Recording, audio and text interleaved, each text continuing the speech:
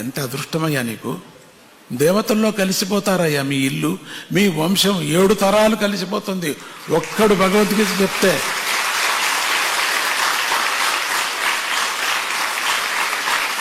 ఒక ఇంట్లో ఒక పిల్ల కానీ ఒక పెద్ద కానీ ఒక భగవద్గీత నేర్చుకున్నారంటే 7 తరాలు వైకుంఠానికి వెళ్ళిపోతారయ్యా.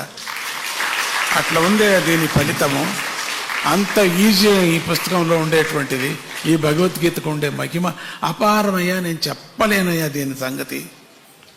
ఇప్పటికైనా తెలుసుకో, విను, కష్టపడి నువ్వు కూడా చదువు, రీడింగ్ లిస్ట్లో చేరుకో.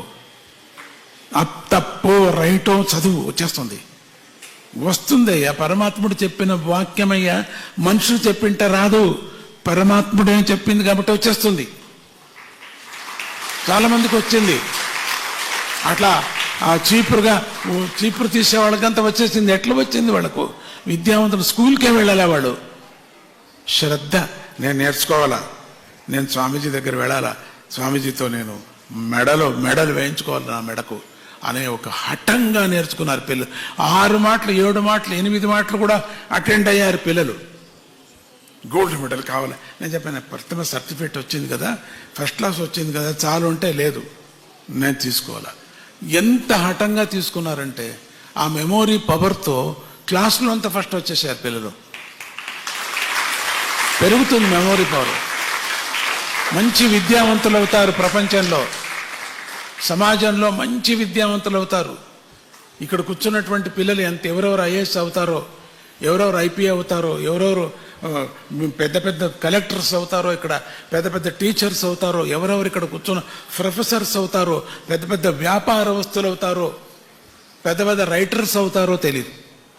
పెద్ద పెద్ద పుస్తకాలు రాసేవాళ్ళు అవుతారు ఇక్కడ కూర్చున్నటువంటి మహాత్ములు.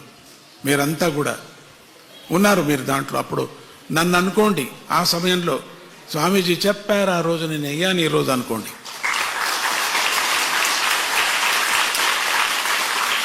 ఎంతమంది డెంటిస్ట్స్ అవుతారో, ఎంతమంది వెటర్నరీ డాక్టర్స్ అవుతారో, ఇక్కడ కూర్చుని ఎంతమంది ఎంబీబీఎస్ డాక్టర్స్ అవుతారో, ఎంతమంది పిహెచ్డి అవుతారో, ఇక్కడ కూర్చున్నటువంటి విద్యావంతులు మీరంతా కూడా.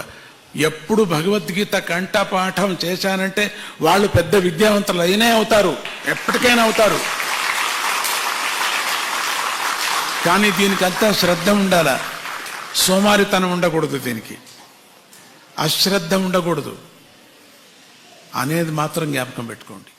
ఎక్కువ ప్రచారం చేయండి. టీచర్స్ వెళ్ళండి, తిడతారు వాళ్ళు, మాకు వద్దంటారు, పర్వాలేదు, వాళ్ళని ఒప్పించాలా, మెప్పించాలా. పిల్లకు మంచిది కావాలా, పిల్లకు మెమోరీ పవర్ పెరగాల, విద్యావంతులు అవుతుందని చెప్పాలా. గోల్డ్ కన్నా ఎక్కువ అది. నా చేత్తో స్పర్శ చేసిందంతా గోల్డే, ఎందుకు కాకూడదు? అది అదే మొదట, అది ఏది స్వామీజీ నిర్ణయించారో అదే గోల్డ్ మనకంతే, అదే సర్వస్వం. ఇప్పుడు మనం ఇత్తడిది పెట్టుకొని పూజ చేయటంలే, పరమాత్మను మనకు అనుగ్రహించటంలే. రాయిని పెట్టుకొని పూజ చేయటంలే, అనుగ్రహించటంలే. అట్లనే ఏదే ఒక ప్లాస్టిక్ని పెట్టి స్వామీజీ తీసుకో, దీంట్లో అనుభవించి ఉంటే ముఖ్యం అదే గురు ఉపదేశం.